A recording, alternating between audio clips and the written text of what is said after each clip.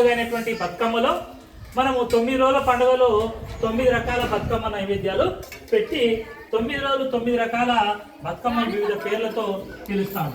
ఇప్పుడు ఇవన్నీ ప్రకృతి నుంచి వచ్చేటువంటి ఆరోగ్యప్రదాయమైనటువంటి ఆహార పదార్థాలు కాబట్టి ఈ ఆహార పదార్థాలను మనం అందరము ఈ 9 రోజులు తిని ఆరోగ్యంగా ఉంటూ విద్యను కూడా అభ్యసించాలి. ఇప్పుడు మొదటి రోజు ఎంగిల్పూల బతుకమ్మ అనేటువంటి రోజు. ఈ ఎంగిల్పూల బతుకమ్మ రోజు నూగులు లేకపోతే నువ్వులు బియ్యం పిండి నూకలతోటి నైవేద్యం సమర్పిస్తాం. రెండవ రోజు అయినటువంటి అటుకుల బతుకమ్మ రోజు సప్పడిపప్పు బెల్లం అటుకులతోని నైవేద్యం చేసి దేవికి సమర్పిస్తాం.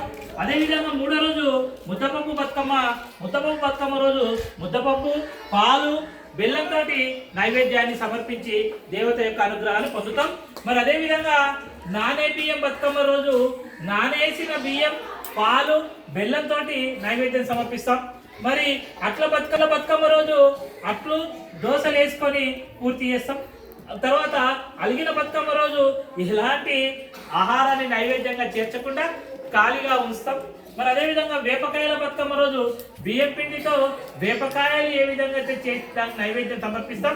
మరి అదేవిధంగా వెన్నముద్దల బతుకమ్మ రోజు నువ్వులు లేకపోతే నూగులు నెయ్యి లేకపోతే వెన్న బెల్లంతో ఒక మంచిగా ముద్దలాగా చేసి అమ్మవారికి సమర్పిస్తాం. మరి అదేవిధంగా సద్దుల బతుకమ్మ రోజు అన్ని రకరకాల పిండి వంటలు చేసి ఎంతో ఆనందంగా వివిధ రకాలైన రంగురంగుల దుస్తులు వేసుకొని మరి దేవతను మన ఊరేగించు బతుకమ్మను ఊరేగించుకుంటూ తీసుకుపోయి మన ఊరి చెరువులో నైవేద్యం చేసి సద్దుల బతుకమ్మతోటి మన దసరా బతుకమ్మ సంబరాలను ముగించి దసరా పండుగ చేసుకుంటాం.